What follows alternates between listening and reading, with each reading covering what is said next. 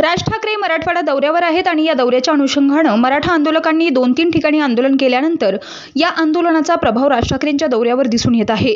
परभणीमध्ये आज राज ठाकरेंच्या या दौऱ्यानिमित्त पदाधिकाऱ्यांची बैठक आयोजित करण्यात आली आहे आणि या बैठकीला जात असताना प्रत्येक कार्यकर्त्याची तपासणी पोलीस यंत्रणांकडून केली जाते।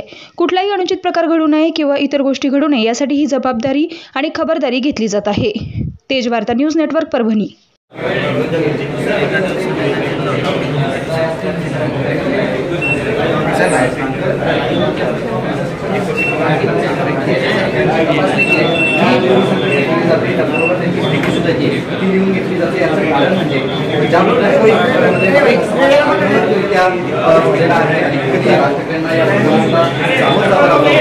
त्याच पार्श्वभूमीवरती ही केलेली आपल्याला पाहायला मिळते।